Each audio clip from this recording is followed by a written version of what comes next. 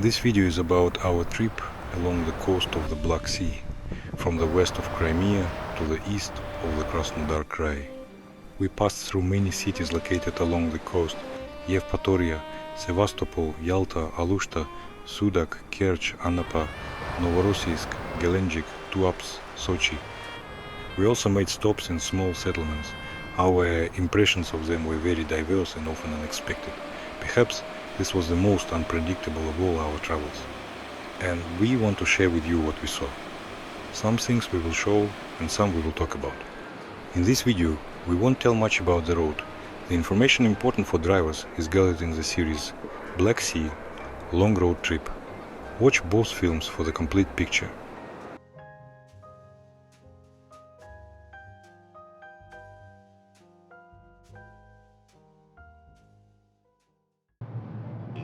Arriving on the Crimean Peninsula via the Crimean Bridge, we immediately found ourselves in Kerch. This can be considered the gateway to Crimea for those traveling by car. Our first impression was that Crimea did not welcome us very warmly. It was in Kerch that we realized that many of our plans for this trip would need to be reconsidered as we went along. Better yet, it might be best not to plan anything at all. First of all, there was no satellite connection in Kerch. We experienced firsthand that even in a large Crimean city, finding the right place without a navigator is much harder than navigating a complicated highway interchange. There are no signs at intersections and no addresses on the buildings. We do not claim that there are none at all in the city. Of course there are. But many places where we needed them on the day of arrival lacked them. Meanwhile, the area we aimed for was not even on the outskirts. We planned to stay overnight in a small hotel in the city center, not far from the marine station, Lenin Square and Mount Mitridat. We chose the hotel also to avoid searching for it for too long. However, this did not come true. We found it with great difficulty. Moreover, it was located in a dead-end alley where it was hard to drive and impossible to park. There is a city parking lot near this location. During the day, there were few free spots, but there were some. The parking lot seemed relatively safe during the day. However, something stopped us, and we didn't leave the car there overnight. In the evening, we saw that the city parking lot was only utilized during the day. By 6 o'clock, it was already empty. The same story unfolded with another spacious parking lot next to the Kerch Marine Station. Secondly, the other hotel where we stayed turned out to be very unwelcoming. A huge empty cold room with one outlet and no kettle. The same huge hallways did nothing to muffle the great acoustics. On the bright side, this room had a comfortable bed and plenty of spotlights. Plus, there was parking in the yard that was guarded around the clock. Thirdly, in the area around the marine station, there were no ordinary cafes serving hearty hot meals. All three nearby establishments only offered fast food.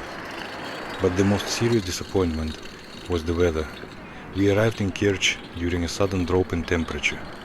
In just a few hours, the temperature fell by 10 to 12 degrees. The wind from the sea pierced to the bone. Meanwhile, we stopped in Kerch for a trip to the General's beaches. They are quite far from the city on the Azov Sea. But in such weather and without a navigator, going there was pointless and even dangerous. So we abandoned that plan and tried to find something to see in Kerch in the cold without driving. However, our walks through the center left a depressing impression. Broken sidewalks, shabby buildings, toy-like monuments, a hidden church, unjustified emptiness of public spaces, and nothing else to delight the eye. We didn't travel much that day, but by early evening we felt an enormous fatigue. The black and white video reflects our feelings about this unfriendly city quite well. The next place we wanted to visit was Cape Ki-Kotlama. This is a little known and not very popular spot, but quite picturesque, located between Feodosia and Koktebel.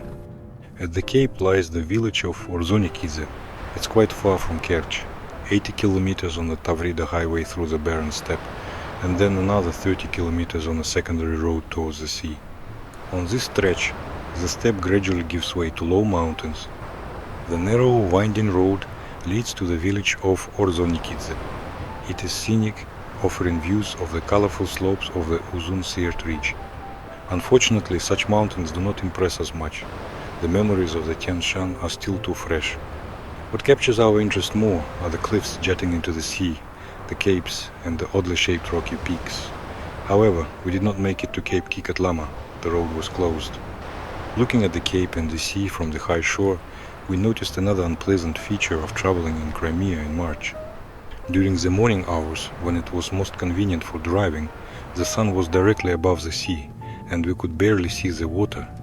The outlines of the cliffs were also obscured by the haze that constantly hung over the sea. From Orzonikidze, we returned to the road and drove another 15 kilometers to Koktebel. Koktebel is a well-known place in Crimea. In the late 19th century, the Dr. Eduard Junge founded a resort here and made it popular among metropolitan writers, artists, and other people of art. In the early 20th century, the poet Max Voloshin settled here. Thanks to him and his many guests, Koktebel gained even greater fame, and representatives from the world of arts and sciences began to build dachas or settle here. During the Soviet era, the village continued to be a beloved vacation spot for many holidaymakers. We had also heard a lot about Koktebel and expected to see a more vibrant picture there. Of course, not crowds of people, but at least the ordinary life of a small town. However, it turned out to be quiet and somewhat desolate. We drove up to the nearest beach in Koktebel near Junge Mount. A parking lot was marked nearby on the map. However, the road disappeared several blocks before we reached this place. We arrived at a large construction site. According to ads, this will be a huge apartment hotel, but construction is far from finished. The sandy beach turned out to be clean, well maintained, and quite appealing. Nearby is a low-rise hotel complex that looks fairly cozy and comfortable. But the proximity of the construction site inevitably makes you feel sympathy for its owners and future vacationers. Perhaps if you had been on the other side of town, further away from the construction site, our impressions would have been different. After all, we were not in the very center. But the town is not so large that the center is in marked contrast to the outskirts. After driving through several streets and visiting the beach, we found Koktebel to be half abandoned and half ruined. Although it is clear that this is a resort town, it resembles a former resort more. Perhaps many seaside towns look like this in March. By the way, we did not expect that so many cafes and shops would be closed in small resort towns during the low season. In fact, we simply hadn't thought about it, though it is quite logical. But witnessing all these locked doors, boarded up windows, and tattered signs creates a rather sad picture. Beyond Koktebel, there is also a lot of construction work taking place in Crimea. Sometimes it seems that all of Crimea is one big construction site. But let's hope that by the upcoming summer season, a portion of this construction will be completed. From Koktebel, we headed further south. We wanted to drive along the sea, but that is impossible. The road here wraps around Mount Karadag and becomes a very winding, narrow and steep serpentine road. It will remain so all the way to Sudak, where we plan our next stop. Sudak is one of the most well-known towns in the southwest of Crimea. It attracts tourists with its unique climate and long bathing season. Not far from Sudak is a beautiful area of Novosviet, but it makes no sense to drive there by car. The rocky terrain of Novosviet is difficult to navigate, even on foot. Sudak has a less pronounced relief, but it is also quite a hilly town. From one hill you can see the neighboring hills, which are interesting to observe. Against the backdrop of high rocky cliffs, the low slopes, covered with a variety of colorful buildings, stand out. Mainly, these are hotels. Such a view is evident in any weather. Only a resort town on the southern seaside can look this way. From the western side, it occasionally resembles towns on the Mediterranean Sea. The similarity is visible in the contours of the cliffs above the sea, the vegetation, and the architecture. In contrast to the quiet Koktebel, Sudak seemed quite lively even in March. The distance from Koktebel to Sudak is only 40 kilometers, a little over an hour's drive along the mountain road. However, on that day, after the chilly coast in Koktebel, the weather in Sudak felt almost like summer. This also influenced our first impression.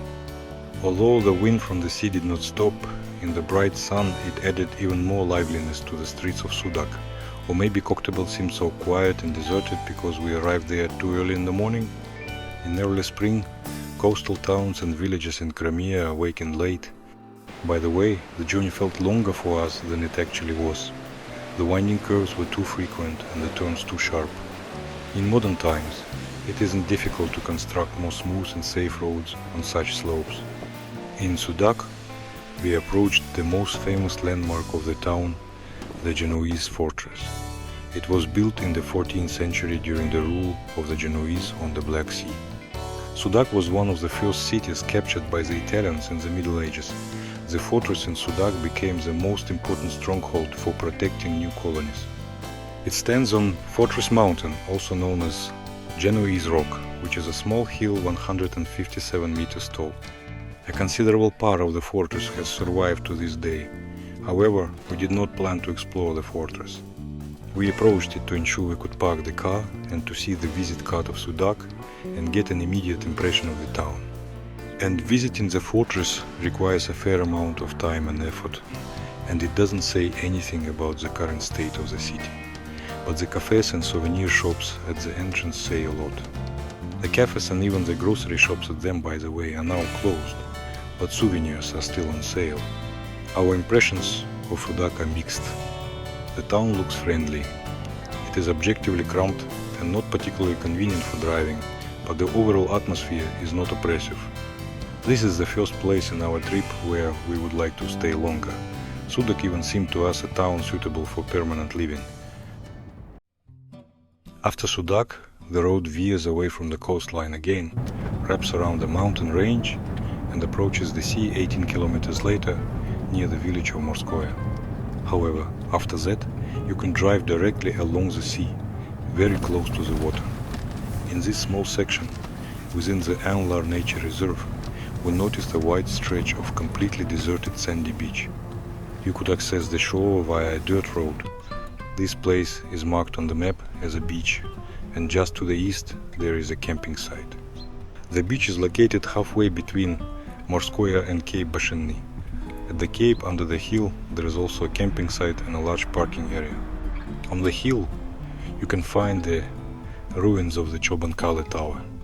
We gladly stopped at this beach to rest between two sections of senseless and merciless serpentine roads. The beach was wonderful in every respect, not too far from accommodations, yet very secluded.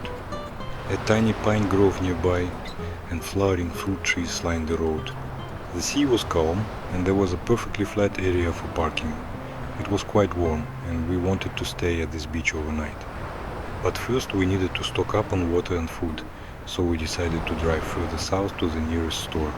If you are traveling in the off-season, don't do this. It's better to return to Morskoye and buy everything you need there. Because if you head south, there will be no open stores for a long time. Caves along that road are also not operating. They open at best in May. The road right after Cape Bashenny goes back into the mountains and becomes narrow, winding and dangerous. You can take a look at it in another one of our videos dedicated specifically to the road.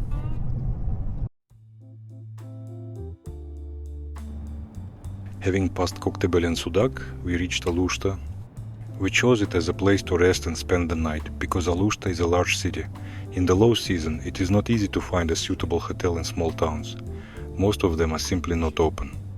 The same thing happened with cafes, and we wanted to at least get a good night's sleep. From a driver's point of view, Alushta is not a convenient city. However, walking here is also inconvenient. There are large differences in altitude, winding streets. As for sidewalks and pedestrian crossings, there are clearly not enough. There are many hotels and little parking. We found a hotel closer to the entrance to the city, not far from the bus station. Nearby, there are many similar small guest houses with similarly small plots. The city is objectively cramped due to its natural location. It is squeezed by mountains on three sides and by the sea on the fourth. Mountain around looks beautiful, but now there are much more buildings and people here than this place can accommodate. Looking at Alushta from the balcony, we keenly felt the desire to find ourselves here in the 19th century. However, we liked the hotel and had a really good rest. In addition, the hotel owner advised us of a good halal cafe nearby, so we moved on in good condition.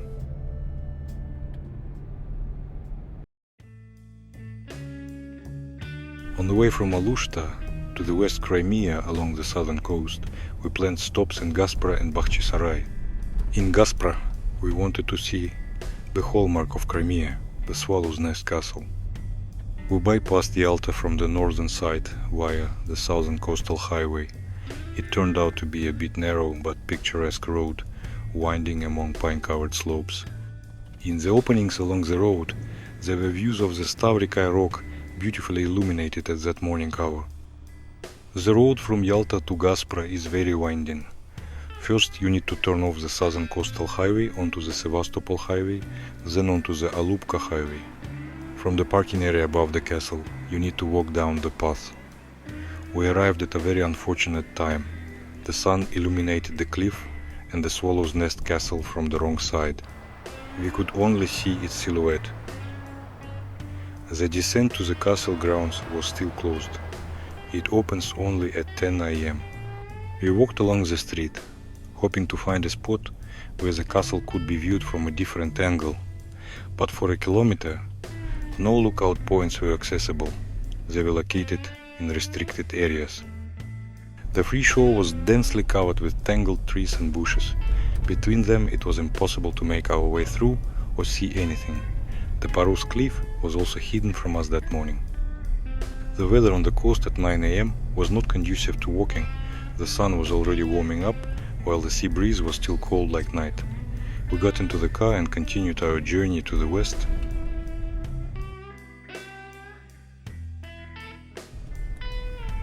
To get onto the southern coastal highway, you first have to drive a few kilometers along the Sevastopol highway, rising north from the sea. This road is very narrow. Gradually, the highway turns into the streets of Gaspra and the neighboring village of Kariis. You can only tell where Gaspra ends and Kariis begins by the road signs. Their back streets intertwine in a complex pattern. Some passages are quite incredibly narrow. We had to make our way through them rather slowly. By this time the village had woken up and was living its usual life. Gaspra and Kariis seem much more crowded and lively to us than the villages in the Alushta, Sudak and Feodosia districts.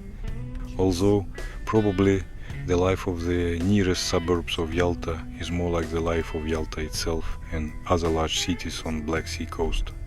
Although they do not look well groomed and prosperous, their narrow streets inspire a love of life. They already clearly express the southern flavor. They are saturated with sun and a kind of gypsy recklessness.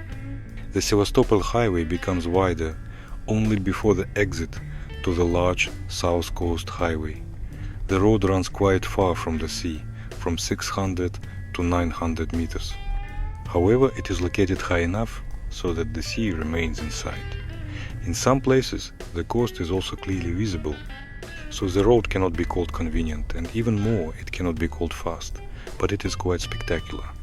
On the way, our picture of Crimea gradually becomes more complete and voluminous. And now we are heading from the coast to the center of the peninsula, to the city of Bakhchisarai.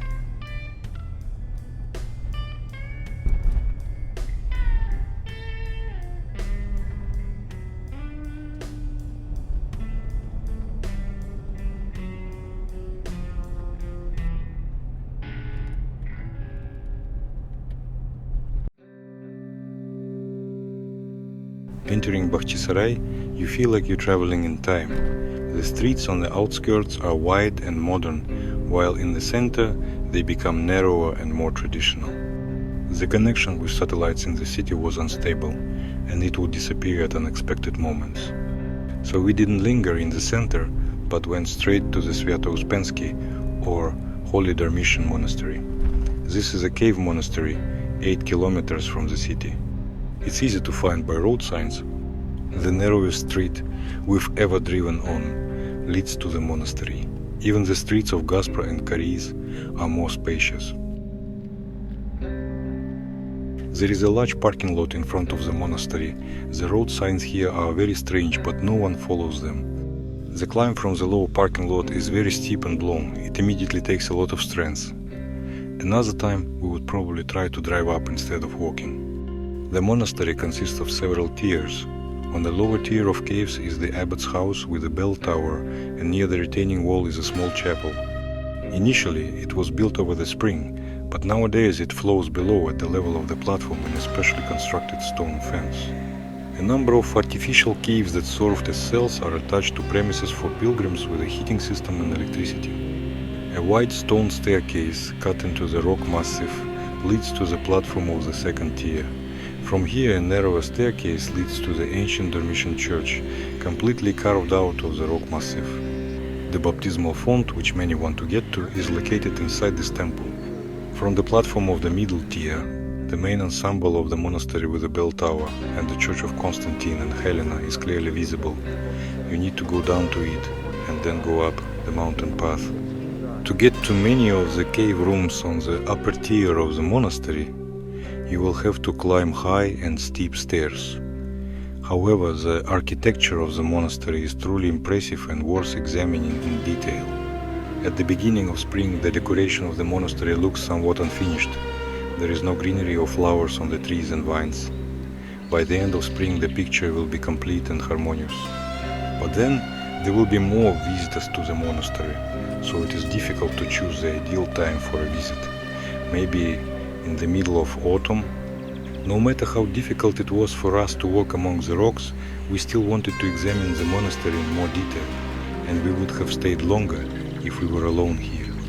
But the mood was spoiled by one tourist from the group that arrived at the same time as us. Such ubiquitous ones are in almost every tour group.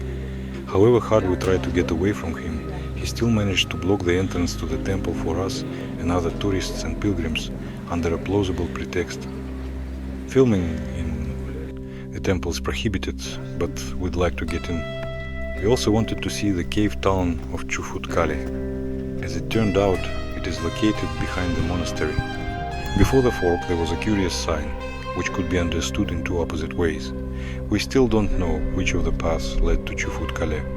But later we found out that from the fork you need to climb almost a kilometer just to the entrance to the ancient fortress town, so we would not have reached it anyway. There is also a driveway from the monastery area to Çufut-Kale.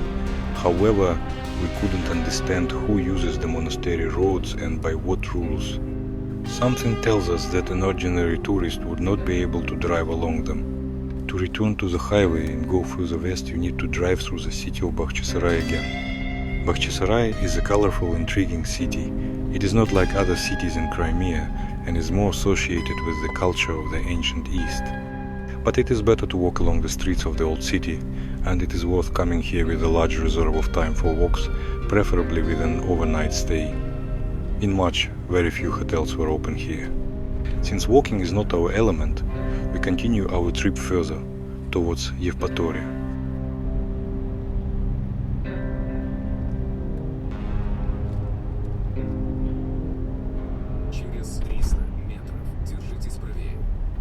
The village of Mirny on the west coast of Crimea is not a famous vacation spot.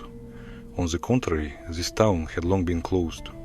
It was founded quite recently, in 1969, near a military base of the Black Sea Fleet. Tests of amphibious aircraft and shipborne anti-submarine helicopters were conducted here. The village occupies a very small area, but appears larger since it merges with the neighboring town of Popovka. The seaside is primarily located in Popovka, while Mirny faces the lake.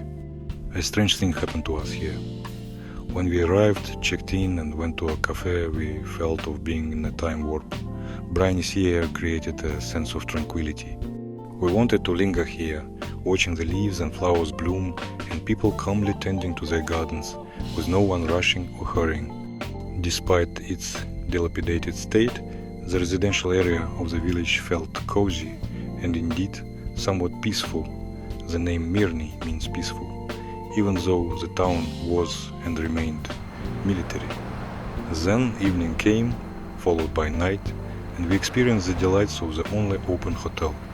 In addition to an incredibly uncomfortable and cold room with one small blanket for two, we had a drunken neighbor who yelled on the phone far into the night. In the morning, we were eager to flee to the beach and breathe in the sea air. It was much colder and windier in the morning than it had been in the evening.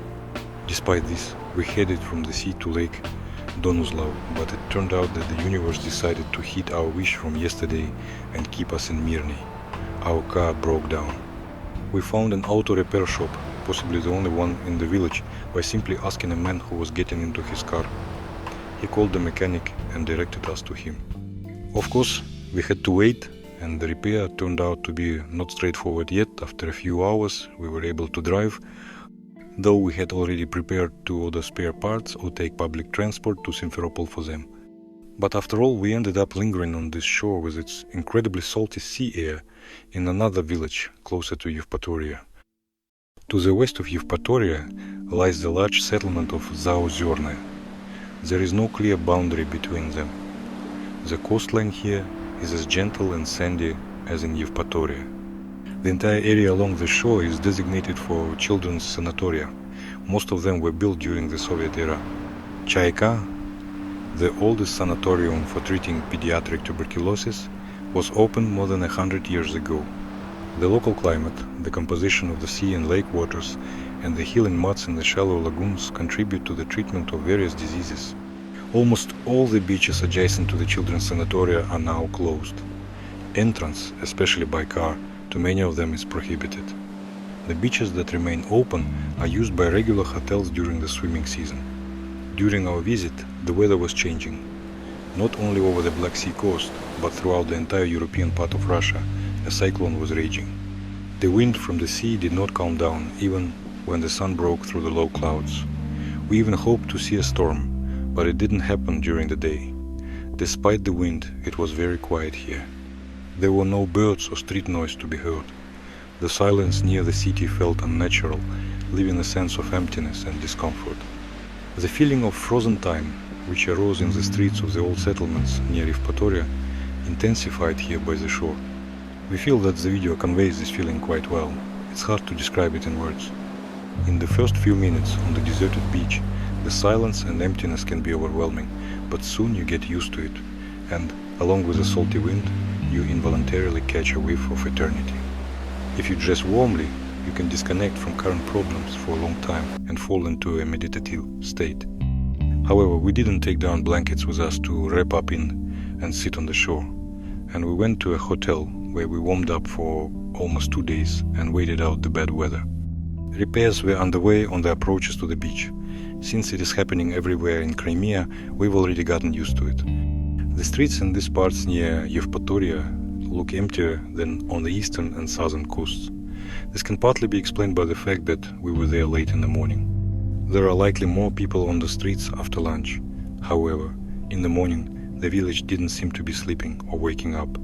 It used to be a place for quiet rest, where those who don't like noise, loud entertainment, or excessive activity would spend their vacations or holidays. Now this idea seems to have been taken to the absurd. Everything around looks like it's been sealed off. Many places are inaccessible. You can't get into the beautiful parks around the health resorts.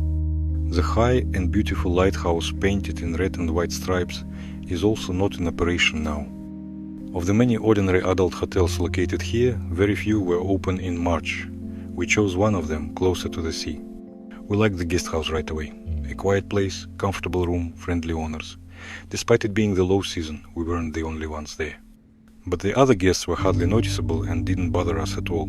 Our car was in full view and it was convenient to go down to it. The food in the cafe was delicious and the prices were reasonable. Breakfast was included in the room rate. Compared to the extremely uncomfortable hotel in Mirny, this place was just wonderful.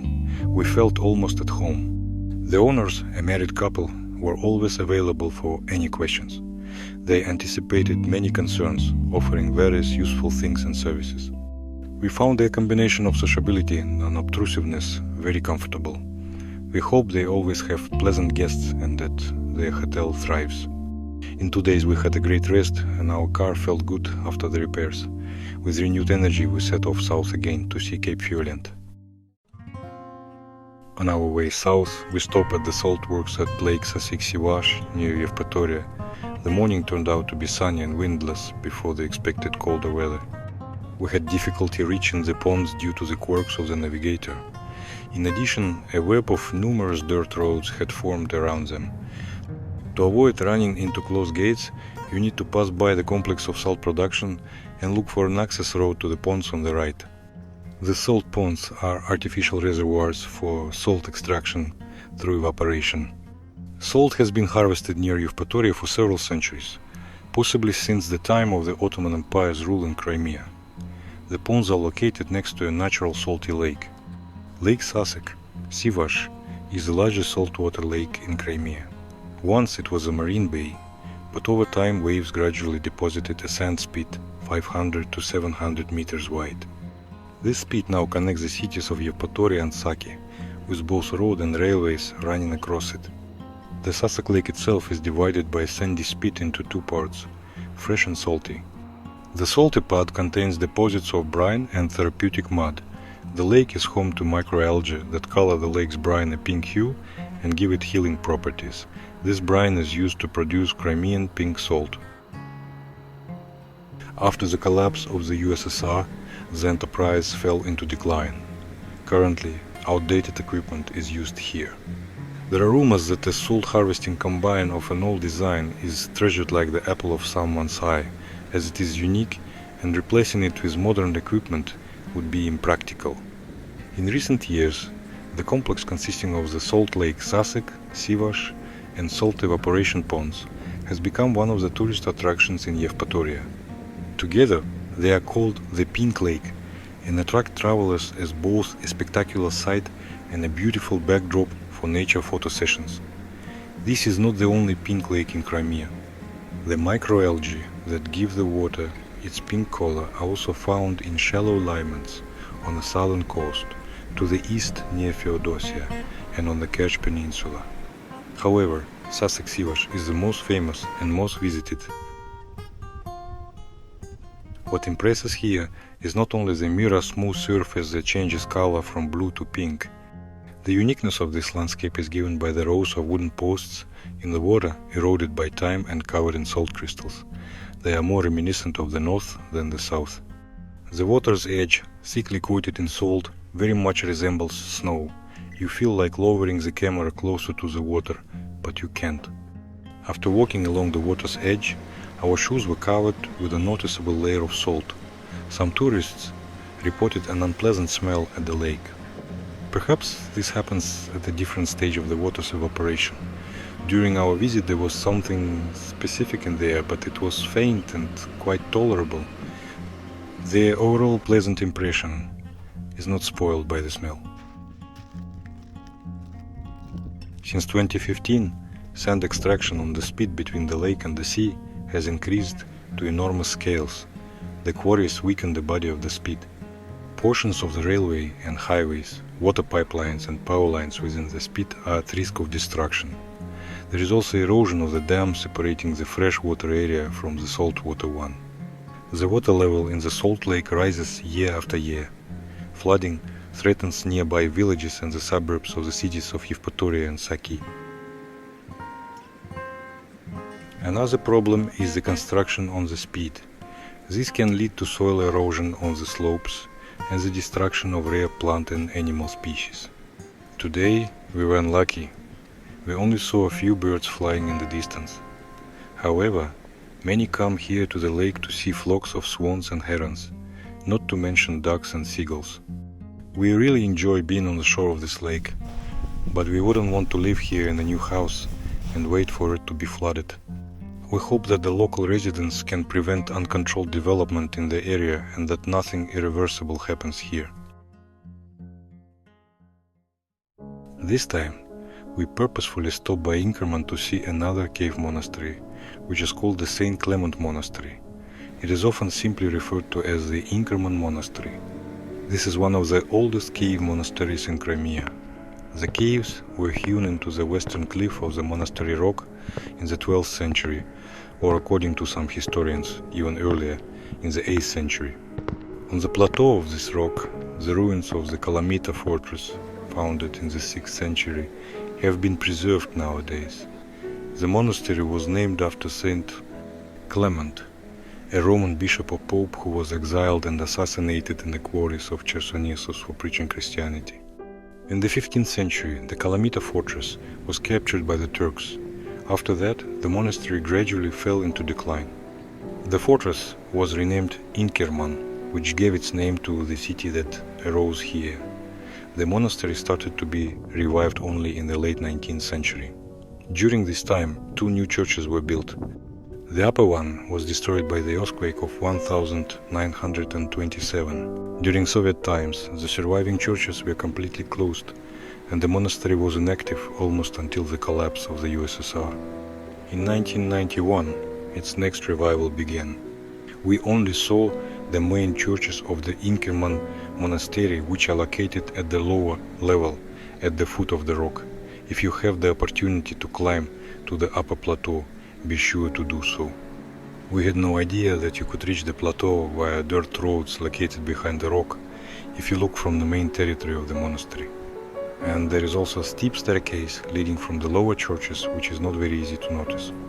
The desire to visit the Inkerman monastery arose after our visit to another cave monastery located in Bakhchisarai. The Dermishan monastery in Bakhchisarai is much more famous and larger than the Inkerman monastery. It is located in a more remote area from the city and is of greater interest to pilgrims. However, the St. Clement monastery has no less fascinating history.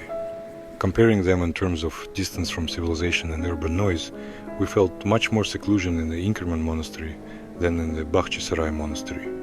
Here, just a step away from the central road and industrial zone, it was completely quiet, much quieter than the territory of the Dermishan monastery. From the upper plateau, you can surely see far around, and you wouldn't feel any solitude there.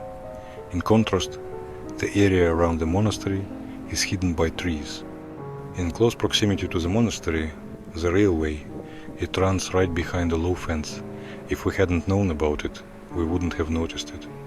We don't know about other travelers, but we highly value solitude, especially in places associated with religion. Although we don't have pilgrimage goals when visiting such places, we cannot help but feel that the purpose of monasteries is to detach from the world. Here, that purpose is fulfilled, even though the territory is surrounded by the city. The city of Inkerman, in turn, is a lively, noisy industrial and transport hub. It is not cozy at all.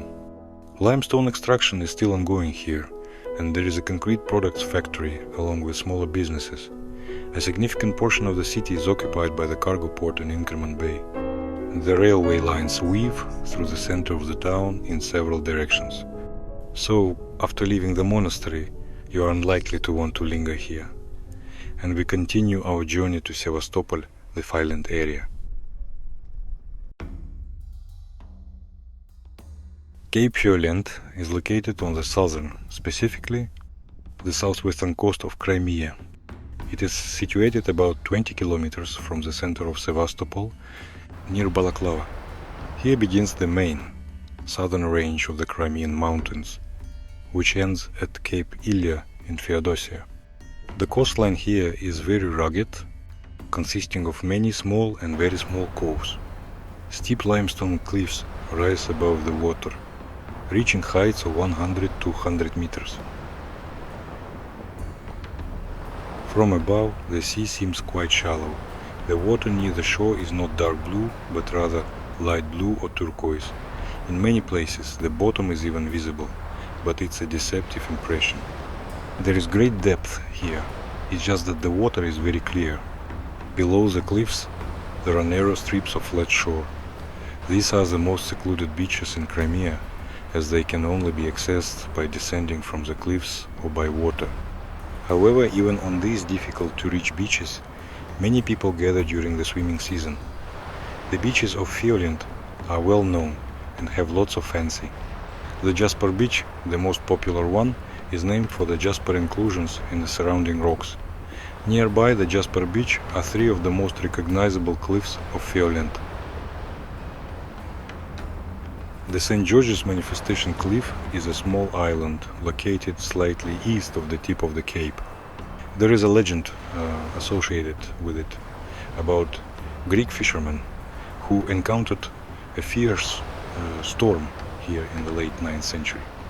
According to legend, St. George the Victorious appeared to the distressed fishermen, and they found salvation by making it to this tiny rock outpost from the raging sea.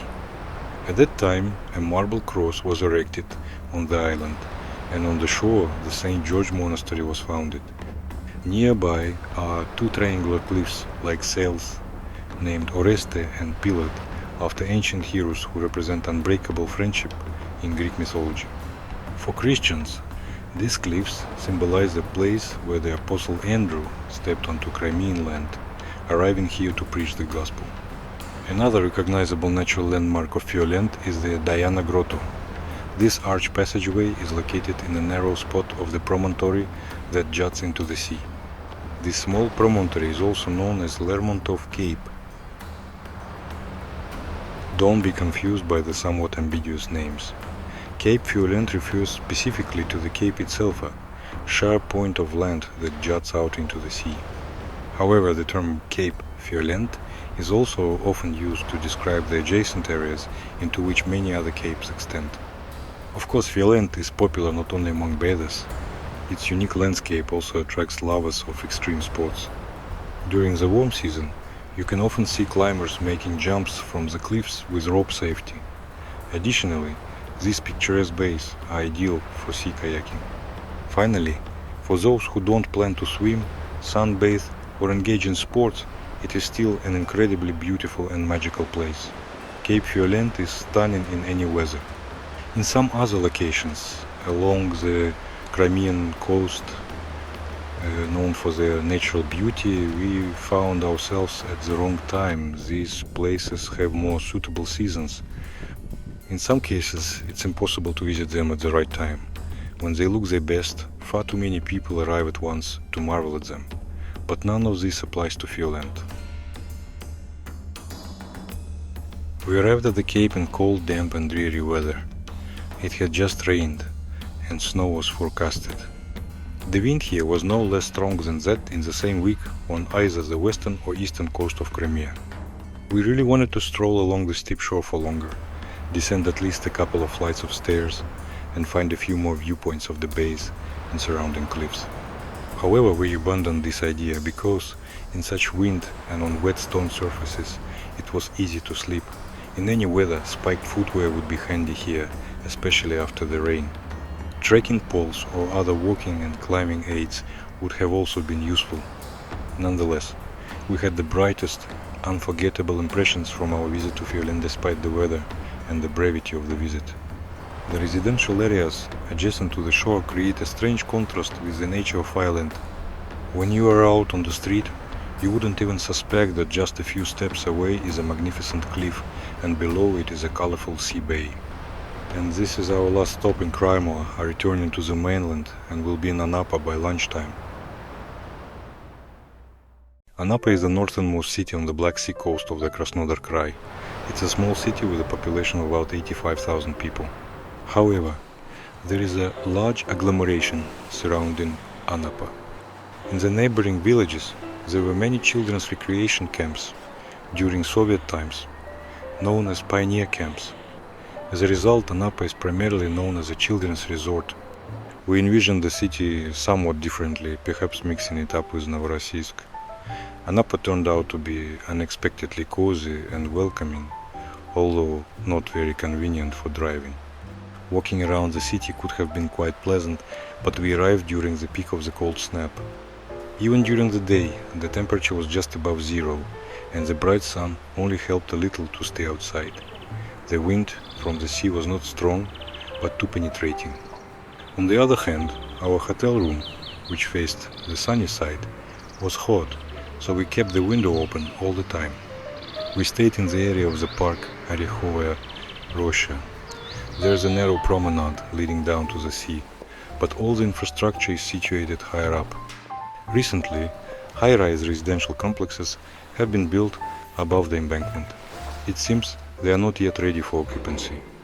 We walked through the park to the nearest cafe, which seemed not very close in such weather. The park turned out to be beautiful and well maintained. If it weren't for the cold, we would have strolled around longer. However, in the cafe, we were able to warm up nicely with Uzbek shurpa, pilaf and hot tea. The view of the city from the hotel window was also pleasant. The combination of high-rise blocks, small hotels and single-family houses looks charming and harmonious. It does not evoke associations with the desire to build on every inch of land, as it was in other resort towns. Next morning we took a look at the central beach of Anapa. From there you can see another part of the city surrounding the Anapa Bay. The waterfront is covered with sandy dunes now, which is not surprising given such a strong wind. From Anapa we are heading further south, along the entire Black Sea coast.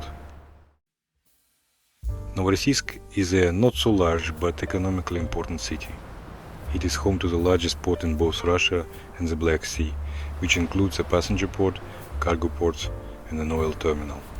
Novorossiysk is also the terminal of the railway line and the ending point of the federal M4 highway. The city houses a naval base of the Black Sea Fleet. Additionally, high-quality limestone clays are extracted in Novorossiysk, and based on them, cement production has been established, making Novorossiysk the main center of the cement industry in the south of the country. In this light, the city does not resemble a resort at all. Tourists usually stop here briefly to visit museums and monuments. In our view, the best perspective of Novorossiysk is from a distance. The city is situated around the large and picturesque Tsemes Bay. The coastline of the bay is 15 kilometers long, and in its eastern part, the proximity of the port is hardly felt. There are beautiful beaches, and the popular resort village of Kabardinka, located here. Tsemes Bay in Novorossiysk can be viewed from several observation points in the beginning of the M4 highway. What it's like to travel along this highway and through Novorossiysk that we showcased separately in our road video. We are not staying in Novorossiysk or its surroundings and continue our journey south with a short stop in Gelendzhik and an overnight stay in Sochi. The next city on our way is Gelendzhik. Just like Anapa and Novorossiysk, it is situated in an amphitheater shape around a sea bay. But Gelendzhik Bay has a special shape oval.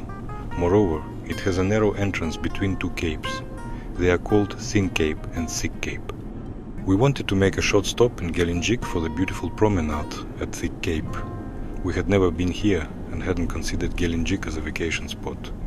But once we saw a video featuring the promenade and it seemed appealing to us, a combination of pine trees, white lanterns along the balustrade and views of the mountains behind the sea bay. We expected something like the Meretinskaya promenade in Sochi, only with pine trees. We chose a parking spot roughly in the center of the promenade, which had relatively easy access. However, the city of Gelendzhik turned out to be cramped, and passing through it was unexpectedly difficult. But the most frustrating part was that either the parking was in the wrong place, or something had changed on the promenade. In any case, we didn't see anything like the expected picture. Even accounting for the weather, the place felt abandoned. Meanwhile, the cold snap continued, with a biting wind from the sea that cut us to the bone, and we had no desire to search for where those wonderful views had been filmed. Moreover, in Gelendzhik, our camera settings were completely messed up. We deeply apologize for the unstable picture. Despite this, we decided to include the route through Sochi in the film, as it was the final city of our journey to the south. Sochi is the southernmost and easternmost city on the Russian Black Sea coast and the largest resort city in the country. Before the 2014 Olympics, the city changed significantly. A wide expressway was built in place of the narrow and ruined Serpentine Road, along with overpasses and tunnels. Now it's possible to quickly bypass the areas that make up the Sochi agglomeration. Unfortunately, the new interchanges are not always accompanied by convenient signs, even with a correctly functioning navigator. In our case, the navigator worked terribly this time. In Sochi, we primarily wanted to visit Roza Hutor, so we chose a hotel in the Vesolaya neighborhood, which is located on the outskirts of Adler, on the way to the mountains. This former mountain village has changed beyond recognition in recent years. At first glance, the neighborhood seems very cozy, but it is quite inconvenient to navigate through it, both on foot and by car. To make matters worse, the weather deteriorated completely by the evening. The next morning, we set off for Roza Hutor anyway. We could have encountered thick fog and snow, but it could still be very beautiful in the mountains and moreover quite safe. Before the Olympics, the Adlier district of Sochi was practically rebuilt from scratch. By the sea, the Olympic Park, the Emerytinskaya embankment, and the lower Olympic village were constructed. In the mountains, at Krasnaya Polyana, new ski resorts were created based on old Soviet ski facilities, Alpika, Laura, and Roza Hutor. Along with them, high-speed roads and railways were built. Before the Olympics, there was a narrow, almost unguarded winding mountain road, which was quite dangerous and used semi-legally in recent years. Finally, it has now been closed. On the way from Adler to Roza Hutor, there is another popular attraction, Sky Park. This is an extreme amusement park located in a narrow mountain gorge. On clearer days, the sky bridge can be seen above the road. It takes about 45 minutes to drive from Adler to Roza Hutor. There are several multi-story parking lots here. We used one of them. On the way, we noticed groups of skiers parking along the roadside, but we didn't find that convenient. Thus, Roza Hutor is now one of the most well-known places associated with Sochi. The resort is located on the slopes of the Aibga Ridge at 3 levels. The lower level, Roza Valley, is situated on the banks of the Mzymta River. It is built in a uniform style reminiscent of European ski resorts and also the center of Sochi. Here are the lower lift stations, as well as the main infrastructure of the resort. Administrative buildings, shops, restaurants and cafes, playgrounds, a concert hall, a cinema, and other typical non-mountain entertainment venues. This includes 6 large hotels. At the second level, at an altitude of 1,150 meters, there are another 8 smaller hotels, more oriented towards skiers. During the Olympic Games, they served as the Mountain Olympic Village. They are usually chosen by young groups of skiing enthusiasts.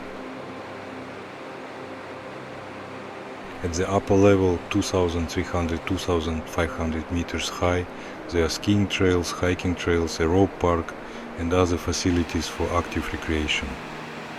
At this height, there are shady areas where snow lies year-round. The highest point of Roza Hutor is Mount Kamenny Stolp, that means stone column. In summer, it appears easily accessible, but the ascent to it consists of loose stones and sand, making it quite difficult in the heat. Despite the heat and high atmospheric pressure, many tourists visit here in summer, perhaps even as many as in winter.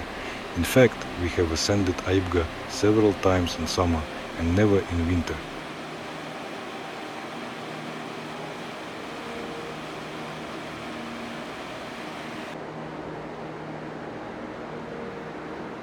Currently, there are many people and cars at the resort, perhaps more than we expected to see. According to the calendar, the skiing season is coming to an end. But climate change is evident. Snow in the mountains continues, and this year skiers will be able to ski longer than usual. The off-season will be quite short. In April, there will be those wanting to see the beauty of the mountain spring. Here in the Caucasus, flowering is very picturesque. It is just beginning now, even in the foothills. The mountains, as you can see, are covered in snow and hoarfrost, although the sun is already quite high. And by May, subtropical summer will begin here. However, this year it's hard to say anything for sure about the weather. Usually the climate in Sochi is humid subtropical. This is clearly seen in the local vegetation. Palm trees, many evergreen broadleaf trees, shrubs and vines grow in Sochi. The mildness of the climate is influenced by both the sea and the Caucasus Mountains, which shield the city from the wind.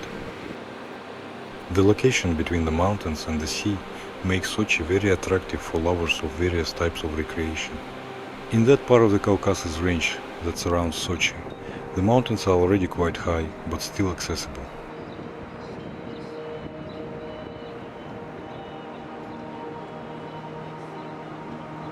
Nevertheless, most mountain roads have not changed after 2014 due to the Olympics. Narrow and winding roads with steep ascents still lead to regular residential settlements, as well as to natural tourist sites such as caves and waterfalls. Tea plantations and small eco-hotels on the slopes of the mountains are also not the most accessible sites for cars. The asphalt roads are regularly repaired and the surface is updated, and those roads become safer, but they don't become more convenient as a result. The accessibility of locations reachable only by dirt roads depends on the season. Here, not far from Roza Khutor, there are waterfalls and beautiful though small canyons in the forests. However, it is not advisable to try to reach them right now. Even after summer rains, they remain inaccessible. The canyons themselves are too slippery, and the road to them is completely washed out.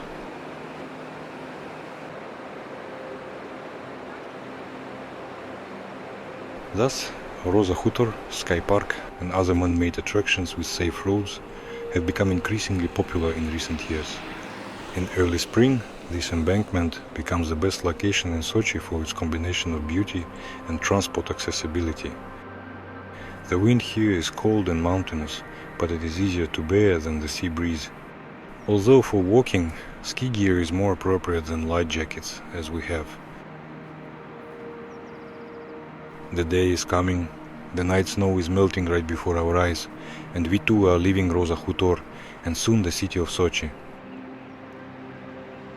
Our journey has come to an end. We traveled along the entire coast of the Black Sea and reached the very border with Abkhazia. What do we think about our road trip, and how our impressions have changed in the period we made this video?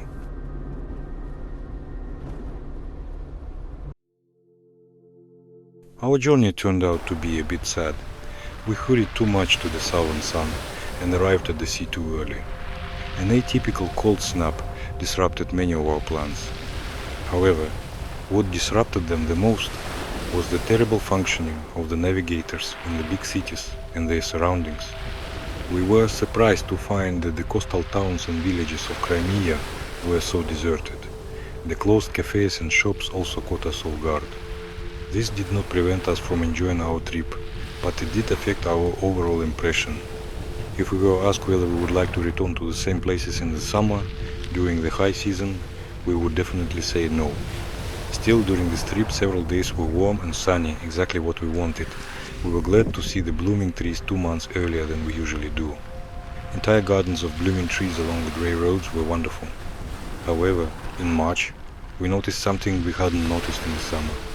The lush vegetation along the Black Sea coast, almost everywhere, obscures many views of the mountains and the sea. We were happy to visit some places when there were no visitors around. In the peak season, we simply wouldn't have gone there. We also wouldn't have ventured into the center of the resort towns in the summer, even for a minute.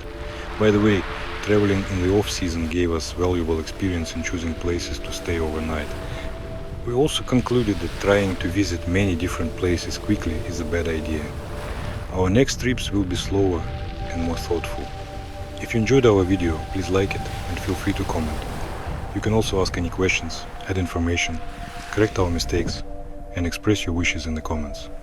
Subscribe to the channel and turn on notifications if you don't want to miss our new videos. And for the members, we offer videos from a private section where we will share more personal experiences from our travels.